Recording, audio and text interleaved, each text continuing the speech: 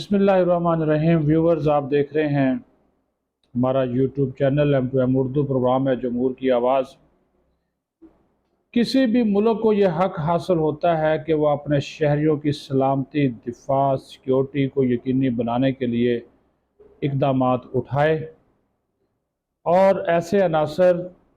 जो कि मुल्क के हालात ख़राब करने में मुलव्वस हों, जराइम पेशा अनासर, इंतहा पसंद अनासर, दहशत गर्द अनासर, उनको मुल्क से निकाल बाहर करें। अभी ये देखें कि एक चीज़ तय है कि 1 नवंबर 2023 से अफ़गानिस्तान से पाकिस्तान में जो भी दाखिल होगा वो पाकिस्तानी पासपोर्ट पे दाखिल होगा, यानी कि उसके पास पासपोर्ट होना ज़रूरी है अपने मुल्क का। और अगर यहाँ से वो जाता है अफ़गानिस्तान तो उसके पास पाकिस्तान का पासपोर्ट होना ज़रूरी है। मतलब इसका यही था कि जो एक डेडलाइन दी हुई है 31 अक्टूबर की, वो डेडलाइन जो है वो ख़त्म होने को है, उसमें सिर्फ 4 दिन रह गए हैं। तो उसके बाद 1 नवंबर 2023 से आज भी वज़ीर दाखिला है जो निगरान सरफराज भुगटी, उन्होंने वाज़ेह तौर पर कहा कि इसमें किसी किस्म की कोई जो है वो तौसी नहीं की जाएगी और जिन अनासर ने गड़बड़ करने की कोशिश कर रखी है उन सब के बारे में भी हमें मालूम है। और मसला यही है कि स्मगलिंग, दहशत गर्दी और गैर कानूनी तारकीन वतन की आमद को रोकना जो है वो बाज़ लोगों को पसंद नहीं आ रहा। अब मैं आपको बता दूं कि हुकूमत के इस फैसले से जो दहशत गर्द हैं, स्मगलर्स हैं और माफियाज, उनको शदीद धचका पहुंचा है,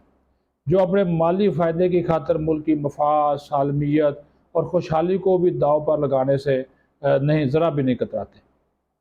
स्मगलिंग से ये जो कमाई होती है ना, सिर्फ स्मगलिंग से कमाई होती है और वो पाकिस्तानी बार्डर के ज़रिए जाती है। तो आप यकीन मानिए वो उसकी जो रकम है आप सुन के हैरान रह जाएगी, वो 400 अरब रुपए है, पाकिस्तानी 400 अरब रुपए सिर्फ स्मगलिंग से जो रकम कमाई जाती है। ये पाकिस्तान से अफ़गानिस्तान सरहद पार जो जाती है, और सरहद पार जो दहशत गर्द है और माफियाज हैं और सरहद के इस तरफ जो मफाद परस्त अनासर है, ये पैसा उनकी तिजोरियों में जाता है। यहाँ पे भी लोग बैठे हुए हैं, जबकि इंतहाई मामूली हिस्सा वो जो दिहाड़ीदार है वो उनकी सूरत में मकामी मईशत में आता है। इन स्मगलर्स, नजायज़ मुनाफा खोरों और बाज़ सियासी जोंके हैं, जिसमें तो दो बड़े खुलकर सामने आ गए हमारे इदारों की रिपोर्ट्स के मुताबिक। जो हुकूमती रिपोर्ट्स हैं, हुकूमती इदारों की जो रिपोर्ट्स है उसके मुताबिक तो महमूद खान अचकज़ई और अख्तर जान मैंगल उसमें वो पेश हैं। और उन्हीं के इमाम के ऊपर अब जो है एक रिपोर्ट वफाकी हुकूमत को, वफाकी वज़ारत दाखिला को भिजवाई गई है, जिसमें वाज़ेह तौर पर यह बात बताई गई है कि चंद 100 दिहाड़ीदार मजदूर जो कि अफ़गान तारकीन वतन हैं, पाकिस्तान में गैर कानूनी मुकीम हैं, उनको एहतजाज और धरने पर उकसाया गया है। और इसमें ये दोनों सियासतदान मुलव्वस हैं, ताकि ये लोग बगैर किसी तातल के इसी मुल्क को ये लूटते रहें, ये माल पानी जो है वो खाता रहे और आवाम का जो गोश्त है ये नोचते रहे, और वो 400 अरब रुपया उसमें से 200-300 अरब रुपया तो उनकी जेब में जाए। अब सवाल ये पैदा होता है, हुकूमत भी ये सवाल उठाती है, हमारे इदारे भी ये सवाल उठाते हैं, एक महज़ब शहरी भी ये सवाल उठाता है कि क्या किसी महज़ब माशरे में इस किस्म का कोई अमल उसको बर्दाश्त किया जा सकता है कि आप रियासत जो है वो चंद मफाद परस्त सियासतदानों और गैर कानूनी अफ़गान तारकीन वतन के हाथों का माल बन जाए। और फिर अगर यही पैसा, ये देखें ना, रुका है ये, अब डॉलर नीचे आया, चीनी की कीमतें नीचे आई, आटा गंदम की कीमतें नीचे आई, किस वजह से कि स्मगलिंग रुकी है। और ये जो अरबों रुपए उधर जो 400 जा रहे थे उसको, उसमें से एक अच्छा खासा हिस्सा इन्होंने रोका है, और यही पैसा पाकिस्तान के अवाम की फलाह व बहबूद पर खर्च हो सकता है, लेकिन ये नासर नहीं होने देते।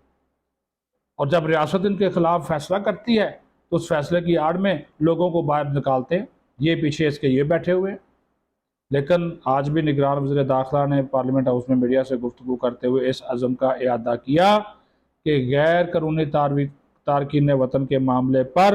हुकूमत किसी किस्म के कोई दबाव में नहीं आएगी। सरहदों को हर हाल में, हर सूरत में महफूज बनाया जाएगा ताकि इस मुल्क में अमन हो, खुशहाली हो, स्मगलिंग का खात्मा हो। और अब देखिए ये ऐसा पैसा है, स्मगलिंग का पैसा,